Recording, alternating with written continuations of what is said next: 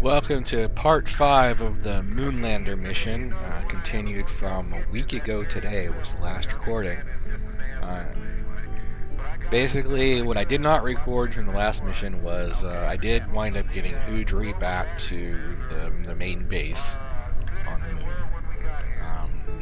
I had to sacrifice the Rover in order to get him there. Basically, what I did was I spoke in the last recording about doing a trajectory, like a ballistic trajectory. I did that, and it worked great, with the exception that I didn't have enough fuel to slow down no matter what I did. I tried it like 3 or 4 times.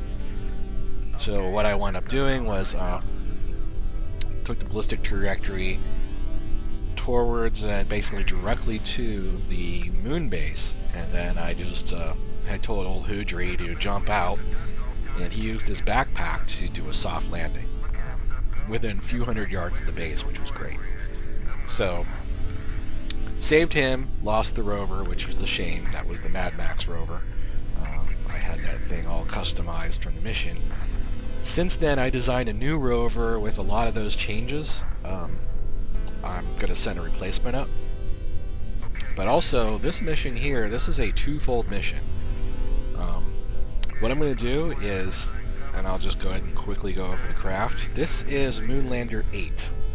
This is the big brother of Munlander VII. And it's actually, you can see here, 1,149 tons. This is more than twice the weight of Munlander VII. This also has 567 parts, which is pretty much at the point of breaking the game. Because once you get up this high, there's a lot of frame rate issues.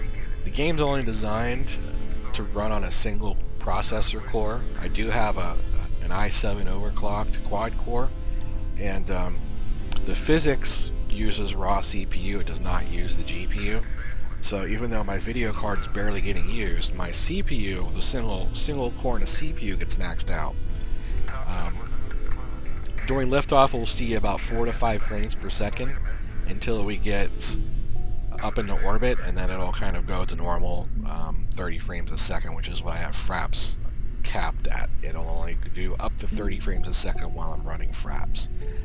So we should, it'll be a little rough at first, but as we climb and lose the boosters and lose some of the parts, it should fix itself. We'll have a good frame rate. This Munlander rocket is different from the last one, not just weight and parts, but in its goal. This is I don't even remember how many stages. 8-stage rocket. 8 stages to get to the moon, and then it's actually a couple more stages after we get there. This carry, all this down here is fuel. This is the main booster. Everything from this point up is what's going to the moon. Of course, inside the fairing is our new Rover. Let me see if I can zoom in. It's kind of difficult to do it in this view, because they want to force you to the center of gravity, which is not really helping me. Like before, I have the liquid fuel tanks on the side, which can be ejected once we get there. These actually can land with the craft if I wanted to, because this particular one, you see, has no wheels on it. This is a 2-part lander. The bottom part, from here up to here, so you got the RCS tank. We have an inventory. This is filled full of goodies that we're taking with us. And we have a Karbonite miner. So we have a distiller and a converter, and we have 2 big Karbonite drills on the side, and we have storage for food and water and Karbonite. Basically what I'm going to do is drop this lander at the first moon base that has a high Karbonite concentration and start mining. I'll convert that Karbonite into fuel, which this craft has a couple big tanks to save, and this way anytime I'm on the moon and I need more fuel, I can just run over to this guy and pump it from this to my vessel. The top one, which is from here up, is actually going to go and meet Elroy and Hoodry at Moon Base 3, and this is going to deliver fuel and the rover. Now I'm thinking about it, I'm not really sure why I want to drop the rover off there instead of just taking it with me to the new site. In fact, I think, if I remember correctly, remember this has been a week since I designed this mission. I've been through over 50 flight tests of this particular rocket. It took about 20 to 25 to get the boosters to stage properly, and then I spent another 20 to 25 to tweak this angle here. Originally I was launching at an 80% at a higher altitude, and I realized after reading the FAR forums, which FAR is the aerodynamic change to the game, which has been modified like 4 times this week. So I finally got everything stabilized. After doing a lot of testing, a lot of flight testing with this rocket, I wound up figuring out that a 60-kilometer altitude with a 20% turn, and turning immediately after launch, was the most fuel efficient. We should have a delta V of around 2600 once we get into orbit, and that's 2600 to get to the moon. Actually, once we split this craft, it gets a lot higher, because normally 2600 wouldn't really do you a lot. But we're doing a fuel delivery, and yeah, okay, this one's the container. So you can see I got all kinds of goodies. Everything from a actual lander can to fuel, batteries. I have these new connector ports. The new CAS came out, which is the Kerbal Attachment System, and that pairs with KISS, which is the Kerbal Inventory System. That's what you're looking at. They finally did a release of this, which allows both mods to work together, and it's really cool. And this is going to allow me to build and modify all kinds of cool stuff. In fact, there's enough in here for me to build a single Kerbal lander that would take off from the moon and land back on Kerbin. I might try it just to get somebody home. I actually have one of my missions, which I picked up. You probably can't see it because it's hidden behind there. One of my missions is to rescue Mizelle Kerman. So basically there's a maid in distress. She is on the moon.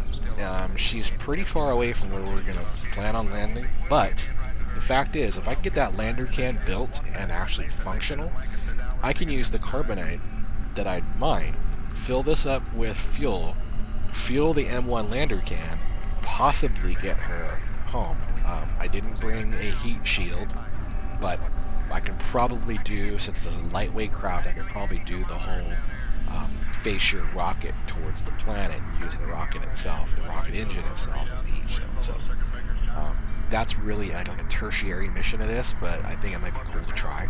And actually I put all that in here before I took that mission, just because I wanted to have an escape route, like a plan to actually get one of my guys home when I need to. So this, now that I remember correctly, this lander delivers the inventory and the moon rover. It does not deliver fuel, I don't think. No, it does not. This bottom one delivers fuel. So actually what I'm doing is I'm landing this one. This has a very small fuel tank. It's just enough fuel to set this thing down. This top one is going directly to Moon Base 1, which has the Karbonite. And this one is going to, with all the extra fuel, is going to Moon Base 3 with Hoodry and Elroy. It is going to hopefully have enough fuel to fill them up so that they can fly over to Moon Base 1, and then this sucker is supposed to fly from there to Moon Base 1. So it's actually a triple mission. So it's going to be kind of tough. Part 1 of this recording is just going to be getting these guys to land. So we're going to go ahead and get started on this, take off, and hopefully everything will be smooth sailing. This is a pretty complicated procedure.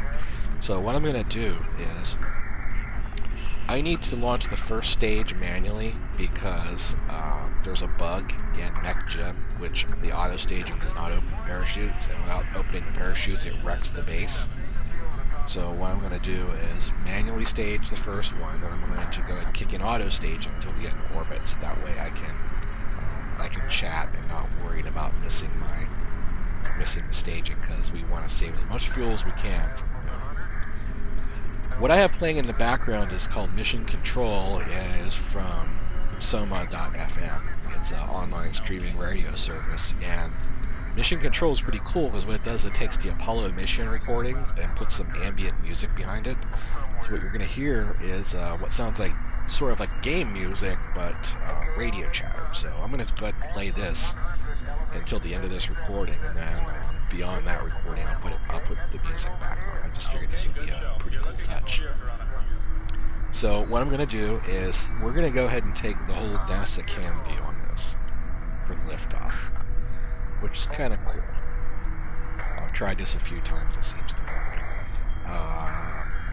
I'm also going to have to line up for the moon, which I didn't prepare yet, and this is going to take off during the daytime.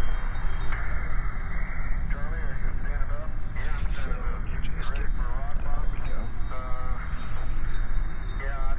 We'll do this is kind of like how NASA does the camera, but I'll shut most of this off because I don't need to see this. I do need to keep this open, but kind of put it off to the side. I'm going to shut the HUD off once we launch so you can get a nice view. That should work. I know the camera kind of jitters around and will back up, and I may have to manually correct it during flight. But this will give us a pretty cool view, and you can watch some of the choreography of these boosters, because these things have to leave in a certain direction and without crashing into each other, and that's really been the hardest part of this week, was getting all these boosters to leave without blowing anything up. So let's go ahead, and I want to, first of all, everything here is verified. We're not making any roll climb turns. It's just going to stick to 90 degrees. I got everything else here set. We got our path set. So I'm going to go ahead and activate the autopilot now. And I'm going to go ahead and... actually, I don't want to put the RCS on yet, because what we need to do is wait for the moon. So, yeah, that reminds me. I got to do this. I'm not used to setting up a target for the moon. I've done so many test launches, I forgot about it. So let's go ahead and set our target as the moon. There we go. This will be launched into the plane of the target, just like we did last time.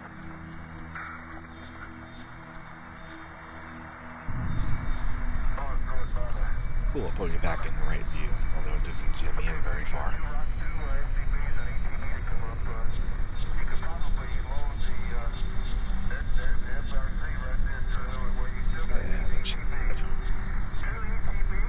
Okay, so just like before, it looks like we have 5,400 seconds until it's ready to launch. So what I can do is tell it to, oh, I guess it already is on auto warp. Oh, I have to engage auto warp. So once I engage autopilot, it should count down and do the liftoff. I'll leave this screen on until we actually do the liftoff, then I'll go ahead and shut off the HUD. So here we go.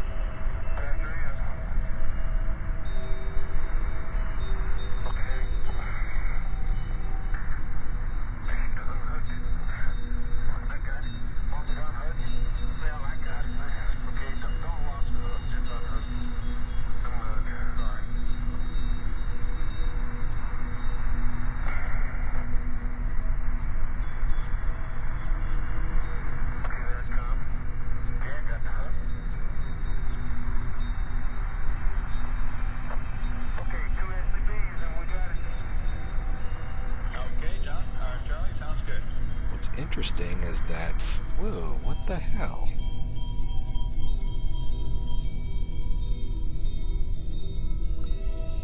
says I don't have a target, but I did select a target. I selected the moon. Why did it?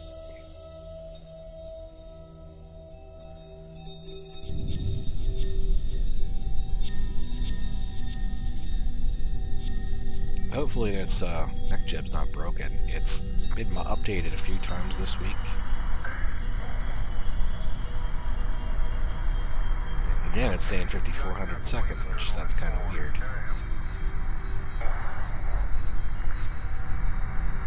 Okay, let's do this backwards.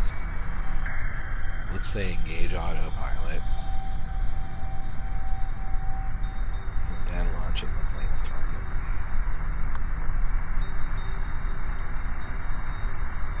That's what we wanted, because I noticed it did not have the seconds countdown. I'm like, what the hell? I mean, what we watched me choose the moon. Anyway, at least look at a nice daylight takeoff.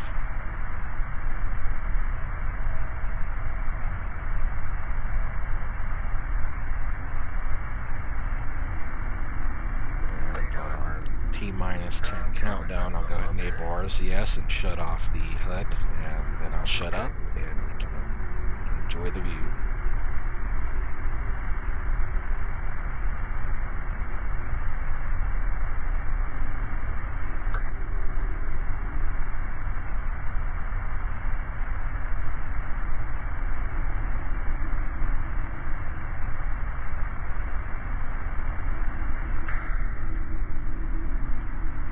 It's kind of wild why it does that. Never noticed that before. RCS is on, T-minus 10 seconds to lift off. I'm going to go ahead and shut the head off and go ahead and enjoy the flight.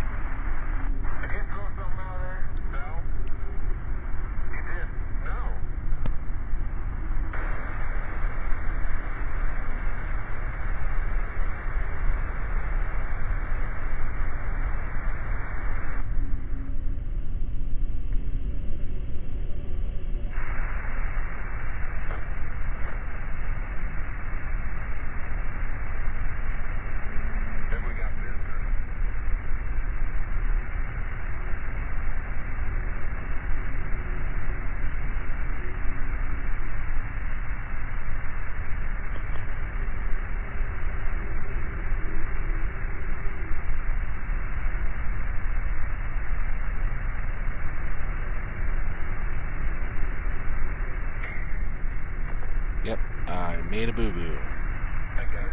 I have to do this manually. I forgot. I shut off the auto staging. Okay, here we go. I'm going to be a few seconds off, but that's alright. Liftoff of Munlander VIII in 5, 4, 3, 2, 1.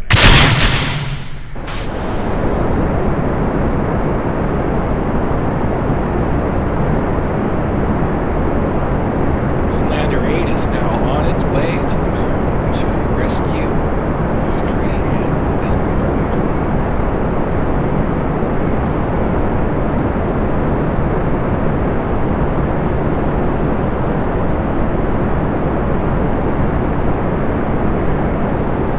Getting a whopping 10 frames per second right now, but like I said, that'll clear up as we drop some of these stages.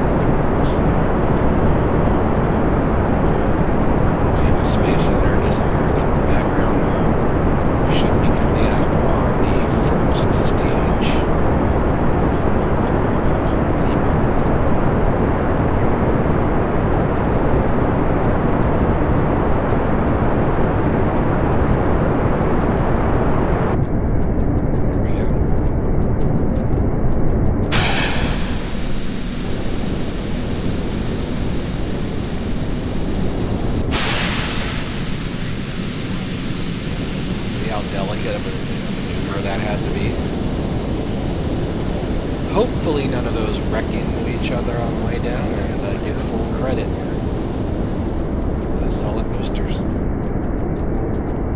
Tell they're falling pretty crazy. At this point, I'm going to go ahead and enable auto staging, which means I need to put the HUD back on for a moment. This will allow me to have a hands-off experience until we get in orbit. The rest of the stages can be done automatically because we're so high up. Parachutes don't need to open in order for me to get credit for the boosters. It's that first stage. If I don't open the parachutes manually, that's the bug.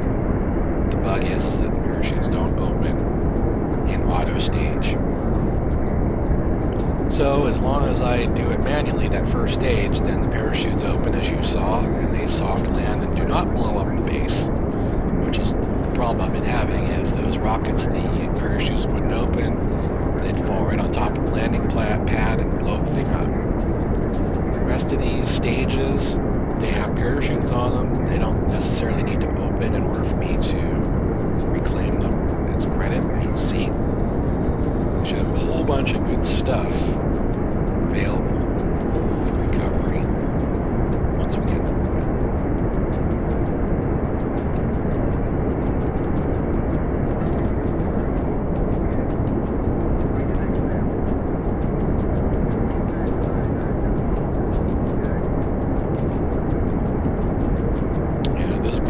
Requires a lot of control efforts, so I do have a gimbal rocket on the back, plus the fins. You can actually see the fins in the back with the ailerons.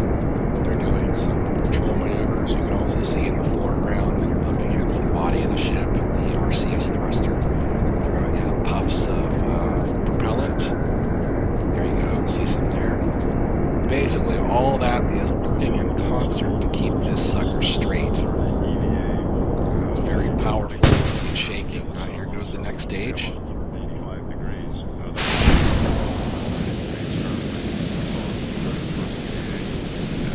It's like an orchestra.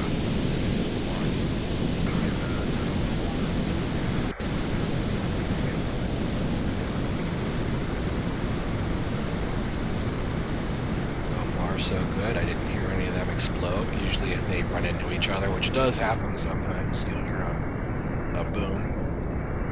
But notice this sucker down here is flying off course. I didn't hear any explosion. That shouldn't be way out there like that unless one of them broke off. Remember, there's 4 solid boosters per package, and sometimes if they smack into each other, these top parts will break off, and then it actually kind of separates these solid boosters, and then I don't get credit for any of them because all the parachutes are up here. These either have to remain whole, or I don't really get a lot of the money back for them. I didn't hear an explosion. We'll find out once I can turn HUD back on, and we'll see if we get credit for it. The next stage is going to be probably another minute or so before these run out of fuel. These are running on low throttle, so they last a lot longer. We'll almost be in orbit when these guys are let go.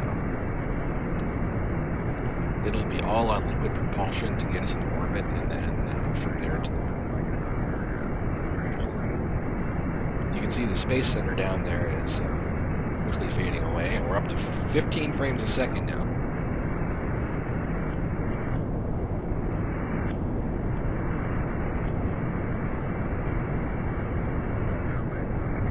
See, there are less corrections. We're probably 40K or so up at this point.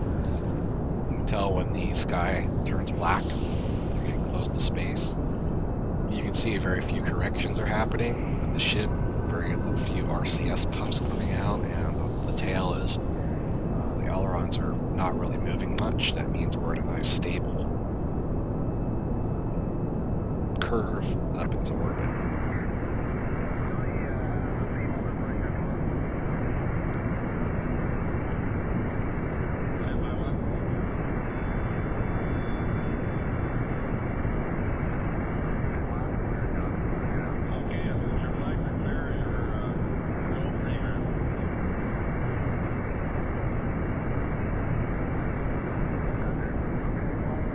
Once we drop these last boosters, I'll go ahead and put the HUD back on, and we'll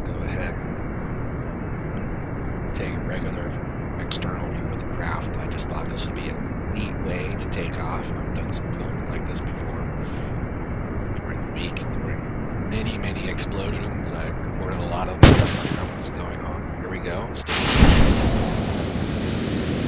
is like choreography here. Look at that. It's like perfection.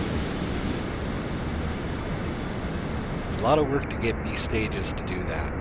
To fly in such a way they don't collide. It's really difficult.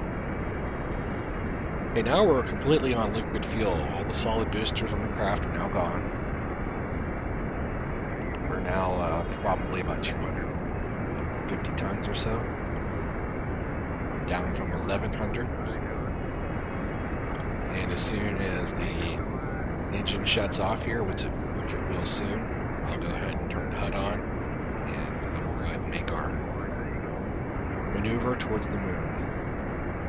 Because remember, we don't want to go into a full orbit. It's a waste of fuel.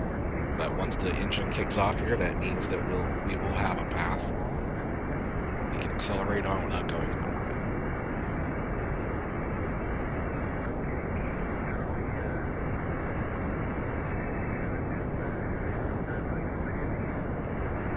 I can tell by our nosedive towards the ground that we're almost there. This is a final correction to gain horizontal speed. Basically, it's bleeding off vertical and converting it into horizontal, which we need about a 2,200 meters per second escape velocity. So we're almost there. We're up to 20 frames a second now. So like I said, it should actually smooth out as we get closer and closer to the moon. After this last stage, this is the furthest I've tested this craft. Oh, there we go. Okay, I'm going to go ahead and put the HUD back on.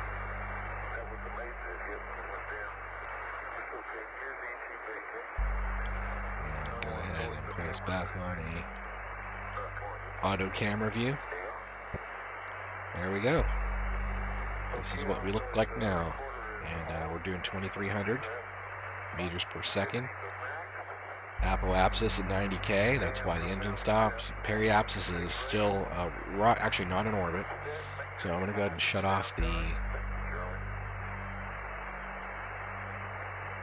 Yeah, I probably should shut off the auto stage. In fact, I'm going to just disengage the autopilot altogether. We can turn this off. And in fact, we don't need the ascent guidance, so I can turn that off.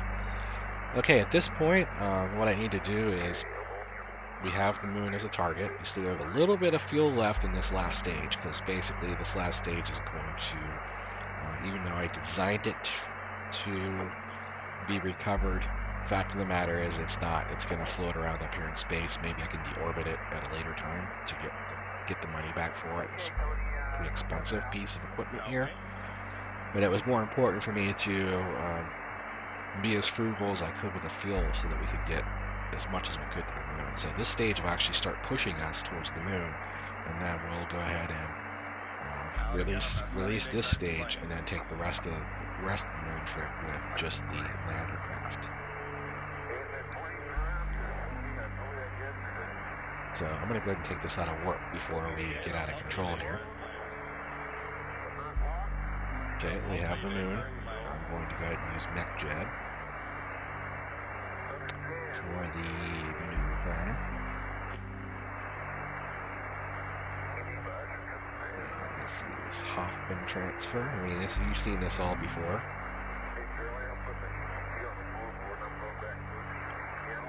And basically, that's what this does.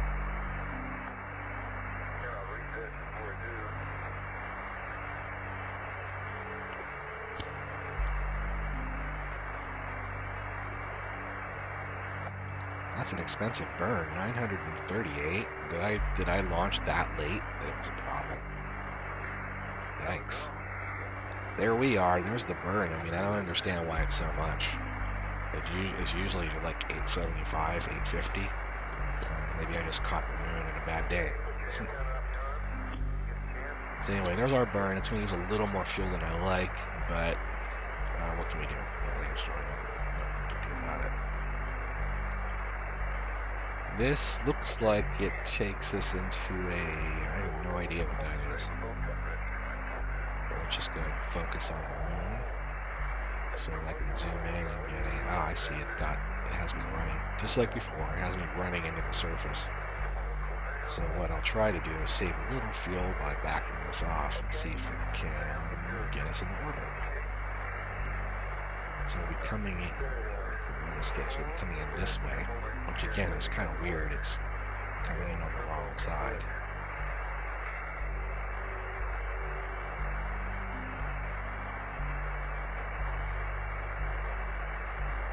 I'm not really sure why it does that. I could, right there, make it so we come in this way and do this, but you know, it doesn't really matter. I'm not putting a satellite in orbit or anything like that. I want to use the least fuel possible. So actually, it might actually be less fuel to do that. Let's see. Yeah. It's actually going to be less fuel to do that orbit, so let's go ahead and do that. Well, that's right on the equator. It's almost perfect. Okay.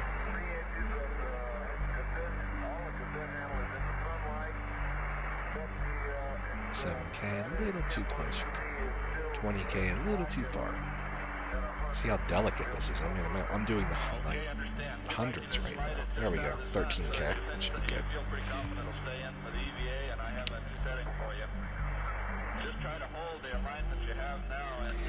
Now what we're going to do is, this is the Munlander 1 base. This is where we want to send the, eventually send all the craft here, because this is a high concentrated carbonite where this lander is in this crater. This is where, actually, is that where Munlander 3 is, or is that over here? Oh, here is Mazel. That's the one we need to rescue. What I need to do is, debris is off, there's just a lot of crap. Okay, here is where our Moon Base 3 is, and where Houdry and Elroy are. So we need to land one craft here, and give them fuel, and then land the other craft here. So obviously I'm going to land the craft here first before I make an adjustment to make it over there. So actually what I want to do, if I can, that probably is going to be a little difficult. Okay. The adjustments at this distance are not really going to get me at a perfect equatorial orbit. I'm going to have to just do a minor correction once I get there and just deal with it. Not a big issue. So there we go, 12K, and then I'll just do a burn and put us into an orbit, and then I'll do a minor correction so that we're right over Munlander 1, the first base, drop the one craft, and then I'll go ahead and maneuver the second craft to land over here at Moon Base 3. And then I'll go ahead and cut the recording and make a second recording for the rest of the mission. So, with that being said, it looks like all I have to do now is line up for the burn, and go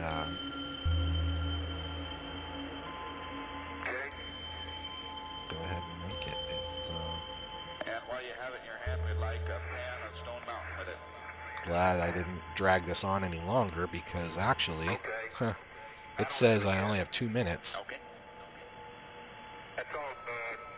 to line this up and make the burn. It says a 26-minute burn, but yeah, that's not true. And Charlie, we'd like the crew on internal. The bad thing about this craft with that big ass tank on it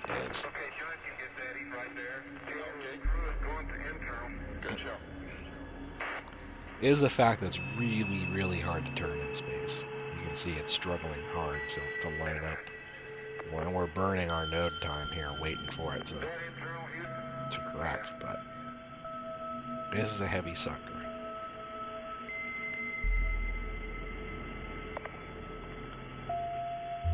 Okay, we should be just about.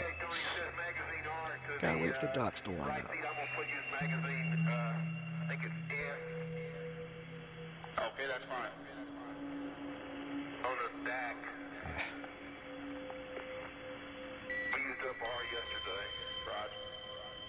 Okay, let's go ahead and make the burn. Hopefully it'll stay on course. Whoa, whoa, whoa, whoa, whoa, whoa. Don't like that at all.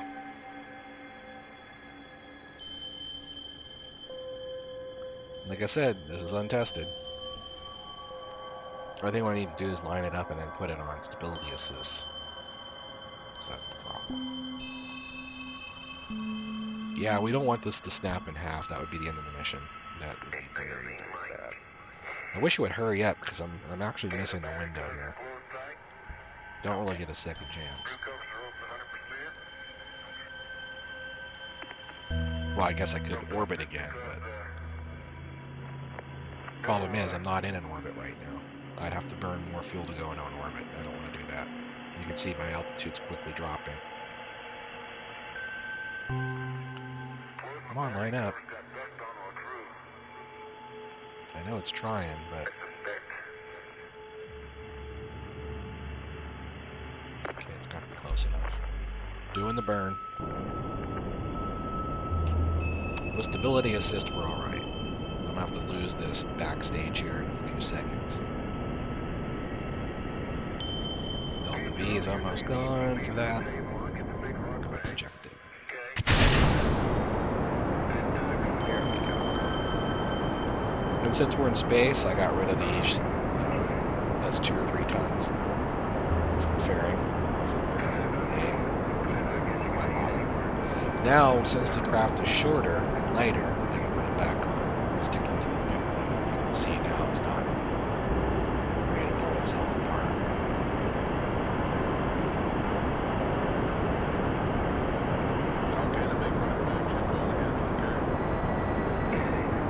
Unfortunately, we're not too bad because it's only another minute burn, and it's really only about 30 seconds on the target, so it's not too bad at all. It should be just fine. I'm going to go back to orbit view and verify this out of the way.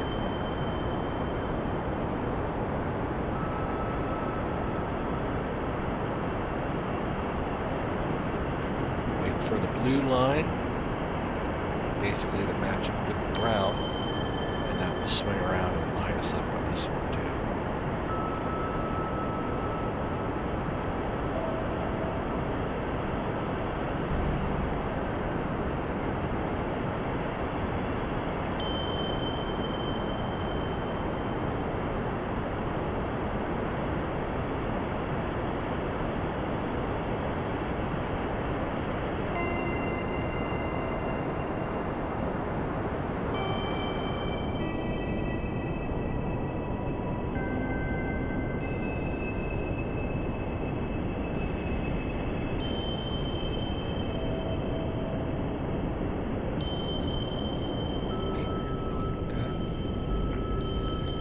See that line swing around any moment now. I'm going to bring this way down because we don't want to overshoot it.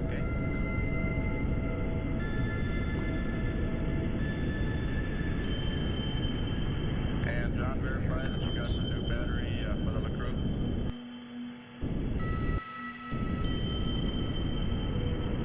So delicate at this point, I can barely give it any throttle. I'm just watching the line, I'm not even watching anything else right now. I just want to get this right in. Yeah, a little closer. Oh, see, that's not what I wanted to do. I overshot. Okay, so what I need to do now is retrograde, which is going to slow me down a little bit, because basically what I did was actually, no, do I want to speed up or slow down? I think I want to speed up. So what I want to... No, prograde... Prograde is where I was, wasn't it? Oh, shit. I don't even know at this point. I think retrograde would slow me down, because, yeah, that's what I want to do.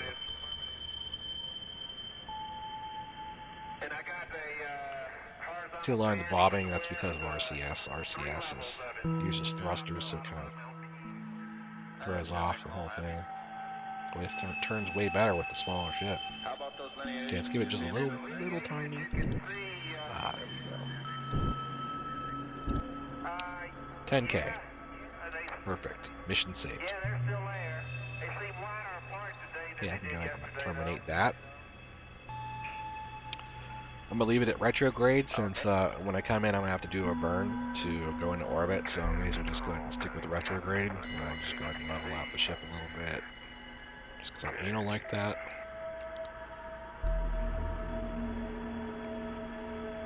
We got a picture. Okay. Now all we got to do is... Where's the timer?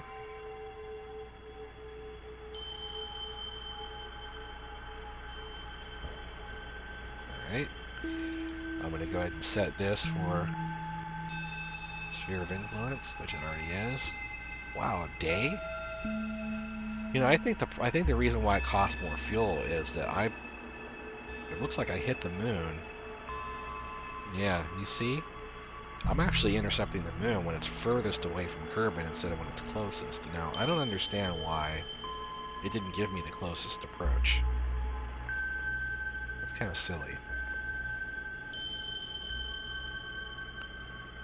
Maybe burn more fuel by not just not waiting. Maybe it would have taken like days or something of waiting instead of seconds. Anyway, I have the timer on so that when I cross into the moon's sphere of influence, it'll shut the stuff off. And there we are.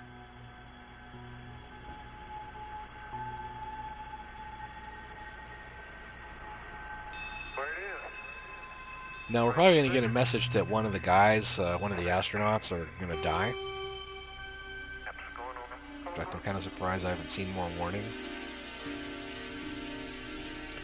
There's an astronaut on the surface that I left before I installed the life support mod, and there's really no way to get him any food and water, and he's a no-star astronaut, so losing him is not a big deal. In fact, it's more of a waste of time to go save him. So he's gonna drop dead any moment now. I think he had about an hour's left of oxygen. So if he hasn't died already, we should be getting messages pop up that says, you know, he's croaking. I don't know. I've never kill off an astronaut that way, so I don't really know if there's a warning or not, or if he just dies. Okay, we're now in the sphere of influence of the moon. So what I want to do at this point is... Yeah, we're a full day in, so he had to have died because he didn't have that many supplies left on him. Yes, I know that. Okay, I'm going to go ahead and make the maneuver node to go into orbit.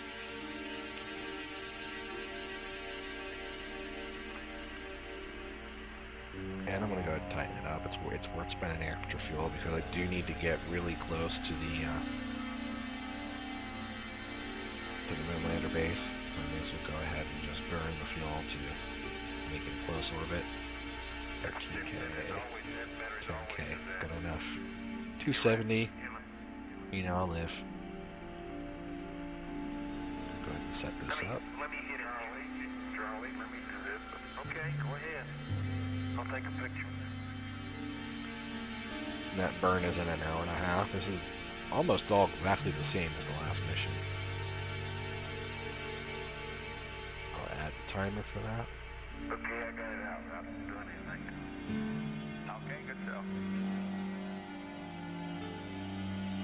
Go ahead. Great job. Hands going on the left knee.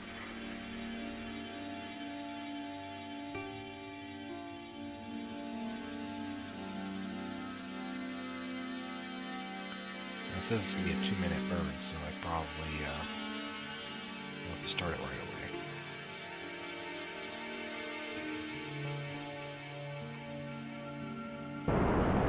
Oh, that was completely off.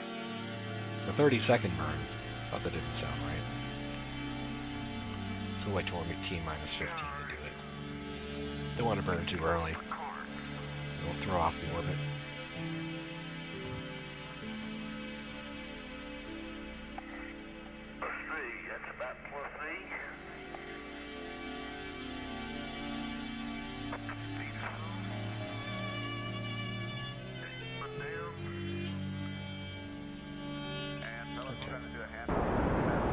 Now we can do the full burn.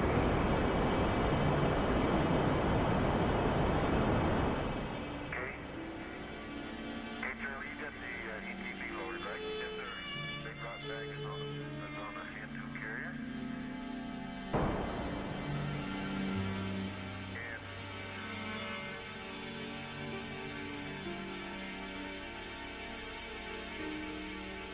And audio US flag.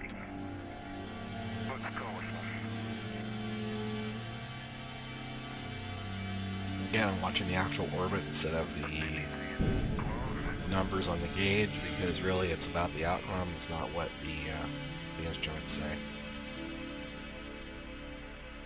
You can see already that the Apple Apsis isn't matching. Yeah, turn on the TV. It just goes to show you that No external. Hey, Tony, pan's complete. Okay.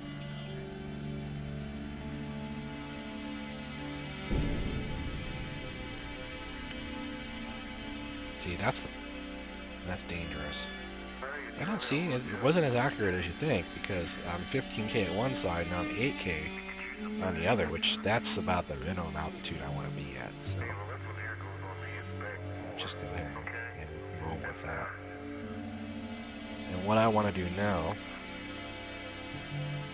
is line up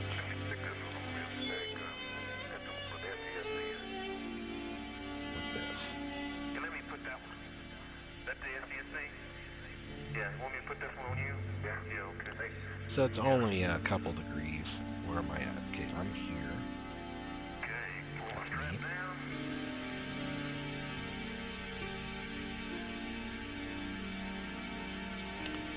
I'm gonna have to wait until about here, which is 90 degrees or so. Something like that. And that'd be perfect. And then do a minor adjustment. It's probably not even gonna be 1 degree.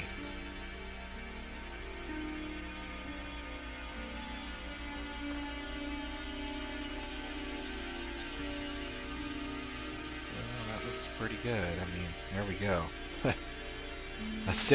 A delta V of 6 to make that adjustment. Really, because I gotta be as close as I can to the other lander. That's the center of the crater. That's really where we want to be. It's a big ass crater. Can't see it because it's on the dark side right now, but yeah, it was fun landing there in the first place. That was my first moon landing mission, so that was a challenge. I just happened to land in the highest carbonite concentration on the moon. I'll show you this real quick since we got a minute. Yeah, better get up some on the outside from you.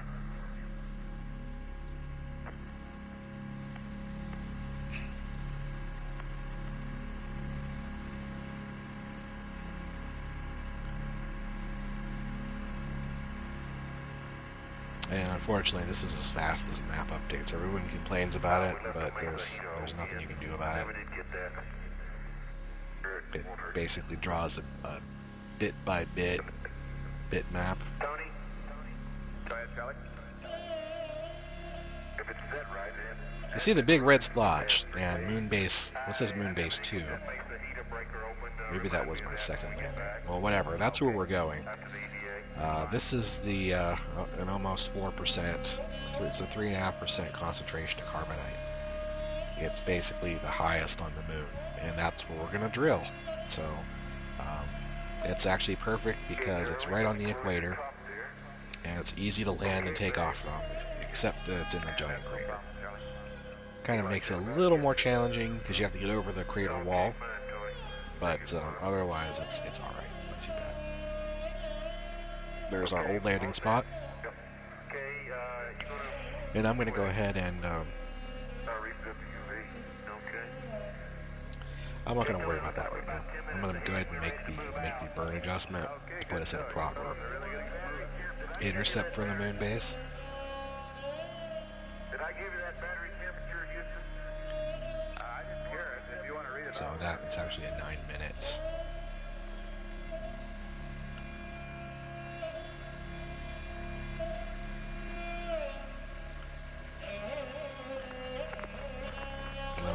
warp speed because I'm too close to the surface.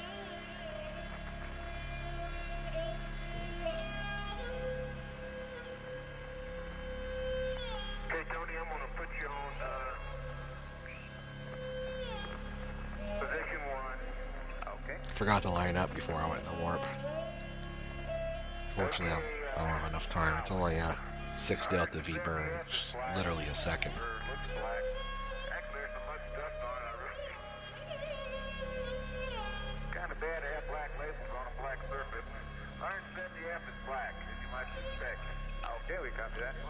I guess that guy died because I didn't get any further warnings. The mission has been one day, 2 hours. It's been 8 hours. He only had 6 hours of supplies on him, so he must have dropped. I guess they don't tell you when the guy dies.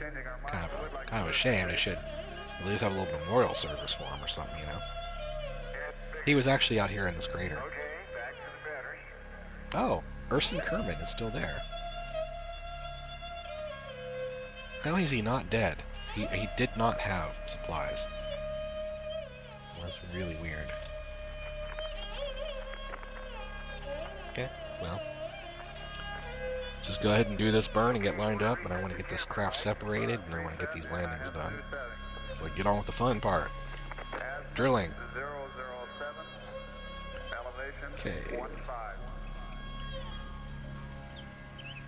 Such a small burn. I'm just gonna lines right into it.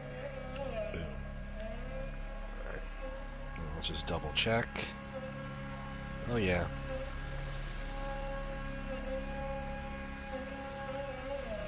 We're close enough that I don't want to bother with because it's actually kind of hard to tell with the icon if it's centered or not. It's close enough.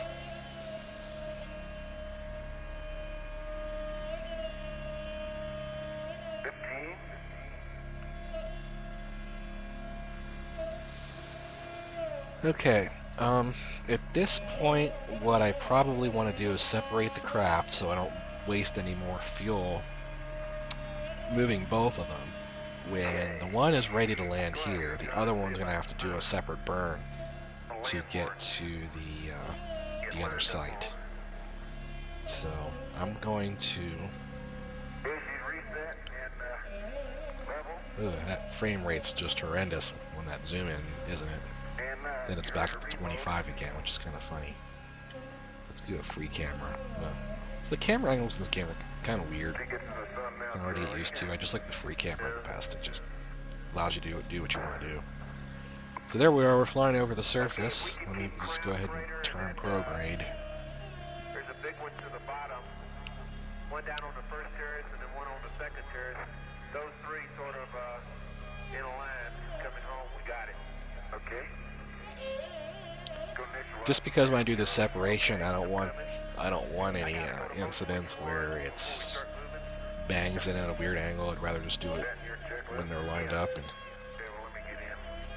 let's go ahead and rotate and get this sucker lined up with the surface.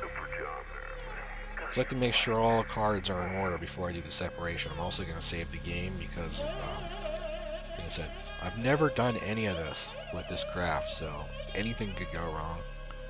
I hope I didn't forget parts or stuff like that.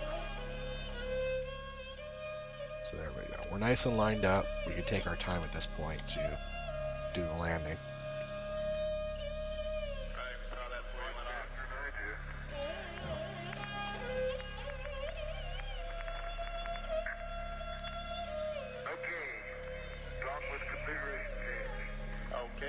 Makes me feel a lot better to do a save, because that way if I screw it up, I can always come back to this point and do the separation again. Because this is when I have the most fuel. You can see it still says I have 1500 Delta V, but that's factoring in the entire craft. Once I split them, that's going to be completely different. It's going to actually be... Okay, good show. It's going to be a lot more for both. It should be like 2500 or so, I think. So, okay, the rear stage is good. There we go. Once I hit the space bar, it's going to make itself into two separate crafts. So, here we go. And that was an alarm telling me that my monopropellant is low. Okay, Tony, do we put as many Did I really burn up that much monopropellant? That's a lot of monopropellant. Holy growth. Guess we did. I'm going to be taking a lot of that with me. Fortunately, these cans of monopropellant, I believe, if I can friggin' get the angle. Let me switch to the other craft. Oh, neat. It actually still has the ascent guidance on there for that one. Now you see why I lined up so that it's straight in a row, so that one will just kind of fork away from the other. Should have. Okay, good. We can go ahead and kick on this monopropellant. I reserved that one so it wouldn't empty out, because we really need monopropellant to land this one. So that one's good. That one's ready to go. I turned on the alarms so that when it gets down to a certain percentage, it'll alert me. So that's cool. Basically, I don't have to keep my eyes on it all the time. So this one is the one that has all the fuel and needs to go to the other location. This one can go straight to the base. This has all the goodies and the rover, and has just enough fuel to land. I mean, that's probably just enough to land. And that was the point of this, to make it as light as possible. So let's go ahead and put the legs down now. Oh, I forgot I designed this to tip over. Yeah, it's been a long time. But, I wonder if, yeah, I can just leave it like that. Basically what I want to do is have it so that it does tip over and land on the legs, just like the other one. But this one's not designed to move once it tips over. So we'll go ahead and land vertically and then tip it over, which I believe I do that really easily with the propellant on the top ship. Or I can just knock over the legs. I think that was my plan, was just to knock a couple legs out from under it. So let's use MechJet to do a landing assistance.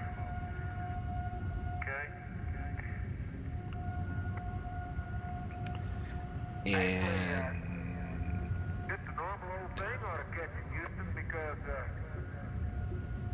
I think what I need to do,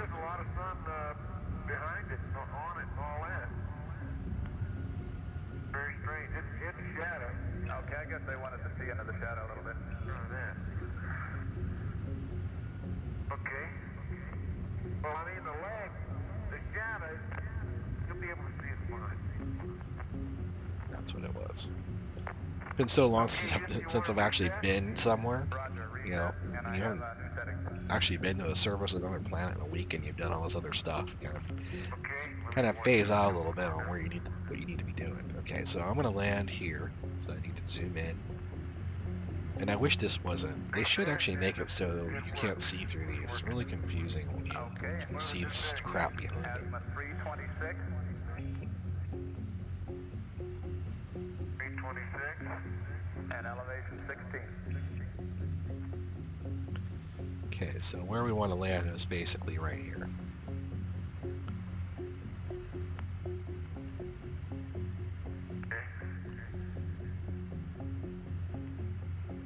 Okay, so there's our new target.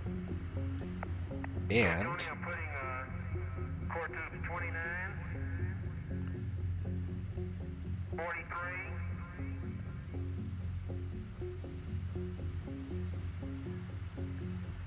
45. now why didn't it carry over? 54 in the rock box. Okay, we copy that. You know, when I update these mods, sometimes they don't talk to each other anymore. And that sucks, because that means I'm going to have to pick the target on the map manually. You want an unbagged rock in the rock box, Tony? Yeah, see, I can't zoom in anymore, so... Ah, fuck! See, that's why I got disabled the goddamn thruster. I just did a burn, and I don't know what the outcome of that burn's gonna be. Hopefully it did not knock me out of orbit. I'm gonna have to just guesstimate this and hope that we're close enough, because I can't move this craft, and that's the thing that sucks. Okay, Houston, 326 and 16. See, it should have picked I should have picked what I did on the ScanSat map. It kind of pisses me off that that's not working now.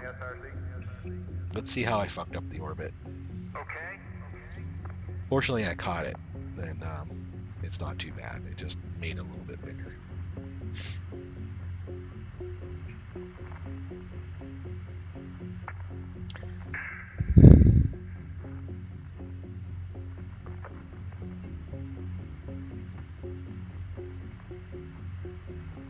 Got the hammer, Charlie. It's in the thing here. Well, at least it got me away from the other craft. You can see we're cruising far away from that thing. I think this bag here. Now, I didn't do the burn to line this up, so I'm wondering if it's going to go ahead and do it for me. There's some more going in first thing. Well, okay, but this has got those two, what you call them in there? What you mean? Wait, oh, those, yeah, okay, they keep going in first thing. Let's see what it's going to do. No, in a rock box, in a rock bag somewhere. Why don't you put them back here on the one, in mine? It should actually create a node and line me up. Back on the Rover. I was going to do that manually, but since I am recording, I'm trying to make this as fast as I can. See, now we got two little rover looking things. The one will just go ahead and keep going around until I can get this one to land, and I'll go ahead and land the other one. Oh yeah, it is making a node. Yep. Pretty cool. I didn't realize it was going to do that. It would save me time last time. I hope that's close enough to base. I mean, I can't move this thing once it's landed.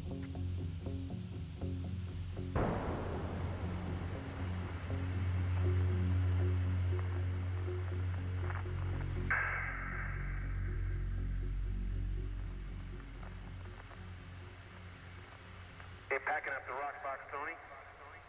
Okay, good. Got the rocks in it. The liner's coming off. And I put the other core tube in a, tell you in a minute. Alrighty.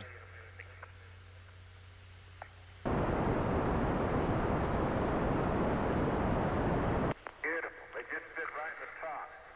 Good. What's the number on that one, John?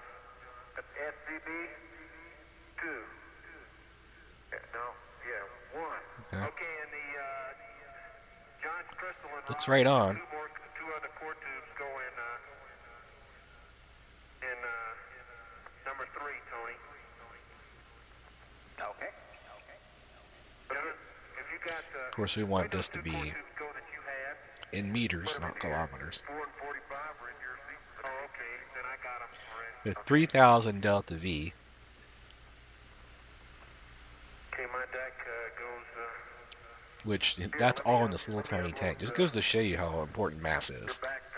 When something doesn't weigh a lot, it takes very little fuel and a little tiny engine. And this is a low gravity environment, so I designed this to be minimalistic as possible to land. If there's a little extra fuel left, that's fine, and it might allow me to move it if I can. So as long as I land vertical, I could probably, if I wanted to risk it, manually lift off and reposition. So we'll just see what happens here.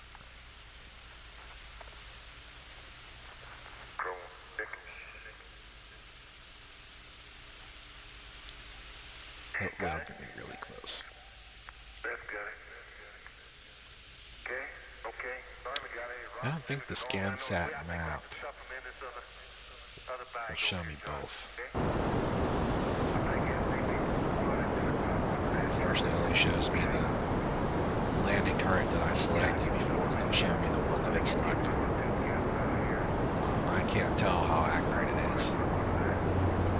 Just have to cross your fingers.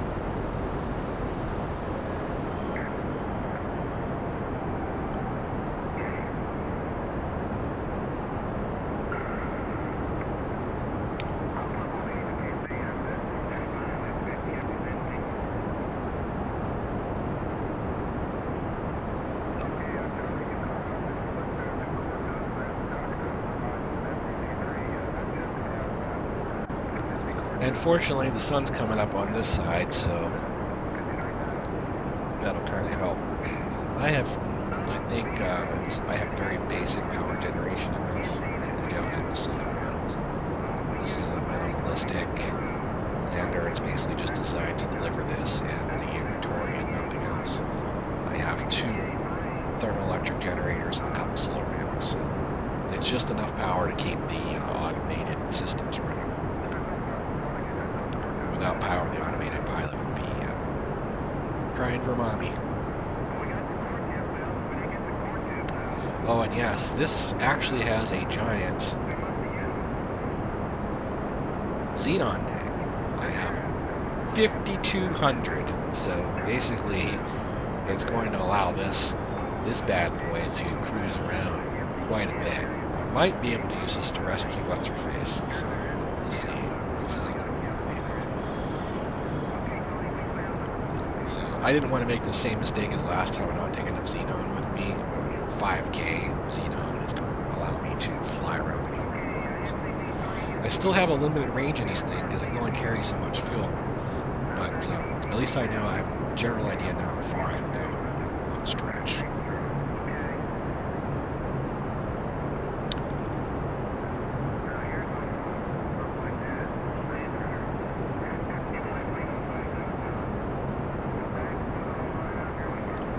It's funny because this is one giant crater with little craters inside of it. So you kind of forget that you're in a giant crater.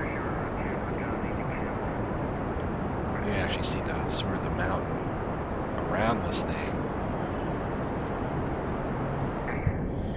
It's interesting. See all these little shiny things? I have no idea what that is.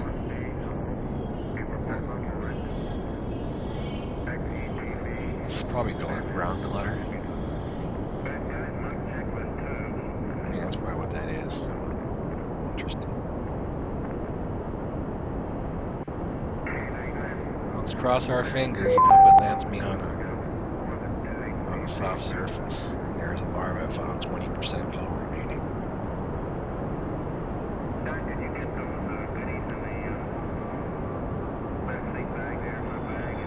Oh, you know what the Delta V was. The Delta V was for the xenon, not for the liquid fuel. Boy, am I pressing my luck.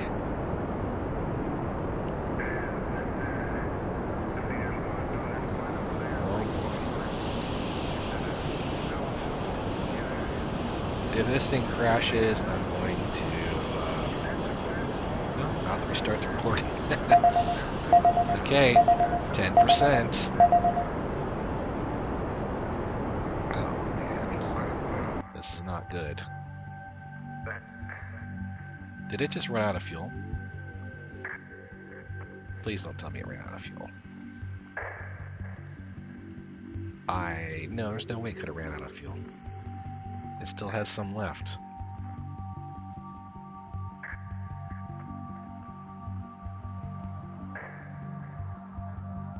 Ah, shit.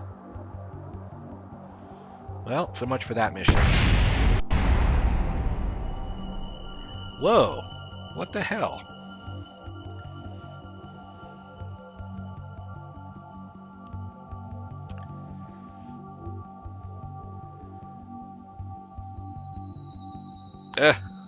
That's pretty amazing. Problem is, I lost one of the big solar panels on the Rover. I can't believe that survived. I was expecting it to blow up. You know what I should have done was ejected the Rover and then tried to fly it.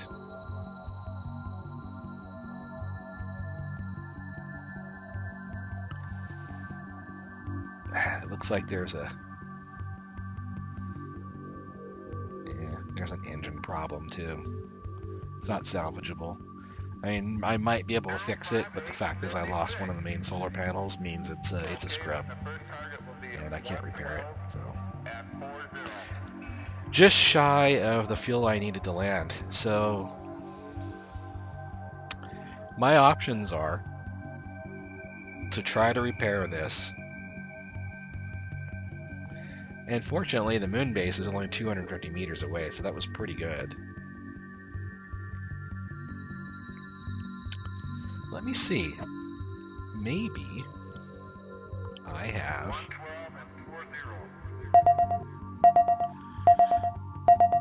a small solar panel. I was thinking maybe if I had a big solar panel on one of these guys. See, here's my rovers and shit that I flipped over.